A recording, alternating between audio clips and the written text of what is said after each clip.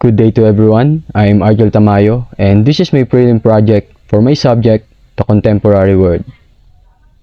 And today we're going to talk about Norway. So, why Norway? Upon searching based on the visittromso.no, there are many reasons to visit Norway, from mountains, fjords, northern lights, and so much more. So, I got two reasons to visit Norway: the views and the seasons. The views. As I said before, Norway has mountains, fjords, and northern lights. There are mountains all over Norway. In northern Norway, you might have the most spectacular views walking up and down mountains along fjords, white sand beaches, and other mountain ranges in the horizon. In Tromso, you will find up to 1,000 hiking opportunities on the Tromso Island, in the mountains on Kauloya and Somaroy, as well as steep snowy mountains for ski touring in the Linjen Alps. When it comes to fjords, a fjord, by the way, is a long, deep, narrow body of water that reaches far inland. Fjords are often set in a U-shaped valley with steep walls of rock on either side. You can see fjords all over Norway. It will give you unforgettable nature experiences with steep mountains rising from the water edges, as well as rich wildlife experiences. And the northern lights. As long as you travel in the northern Norway between late August to late April, you should have a good chances of seeing the aurora borealis. Go on northern lights chases with a guide that takes you to the best places for you to see them. Or go dog or reindeer sledding, snowmobiling, or on northern lights cruises. Best cities and smaller villages, or in the middle of nature, there are endless opportunities for you to get the best northern lights experience. The seasons. So, Norway categorizes the two of their four seasons, the winter and the summer. In winter months in Norway are usually from December to February, but it varies where in Norway you go. In the south and west, you may not get any snow at all, only colder temperatures. But if you go to the north, you will have a much colder period and snow usually from October to April. On the other hand, in summer in Norway means longer days and shorter nights, especially in northern Norway. Above the Arctic Circle, you get to experience the midnight sun from late May to late July. The weather during Norwegian summer can be everything from cool summer nights to hot days around 25 degrees.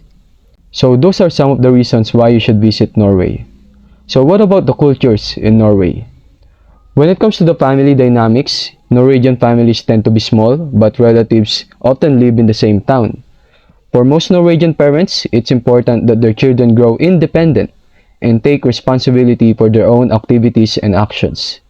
One key principle in Norwegian culture is egalitarianism, that we are all equal. This is reflected in gender and age relations and how people address others. Norwegians always address people by their first names, even teachers and elders. Norwegians dress and act informally and treat each other with a sense of equality. No matter differences in economic class, gender, or status, men and women are considered equal. That means it is expected that they do the same kind of jobs, works just as much, earn the same amount of money, have a shared responsibility in the house and for the upbringing with their children. When it comes to holidays in Norway, since Norway historically is a Christian Lutheran country, the constitution states that the Norwegian culture and laws should reflect Christian Lutheran values and humanitarian principles. The Christian traditions are also reflected in national holidays like Christmas and Easter. And for the official language, Norwegian is the language of Norway. It is a Germanic language related to Danish, Swedish, and Icelandic, and has two official forms of writing: Bokmål, Standard Norwegian, and Nynorsk, New Norwegian. So, what are the systems and laws in Norway? The politics of Norway take place in the framework of parliamentary, a representative democratic constitutional monarchy. Executive power is exercised by the Council of State, the cabinet, led by the Prime Minister of Norway. When it comes to their laws, the law takes precedence over religion or tradition. That means you must obey Norwegian law even if it goes against a tradition that you are accustomed to.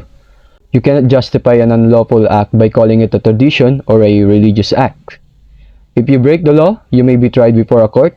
If you are found guilty and convicted of a serious criminal offense, you may be sentenced to many years in prison and or be given a large fine. The maximum penalty in Norway is 21 years imprisonment, but it may be imposed in connection with serious narcotics offenses and murder cases. Norway doesn't have the death penalty. So that's all for our discussion about Norway, a country of natural beauty characterized by deep fjords and carved valleys. I hope you enjoy and learn something about this video. Tusen takk.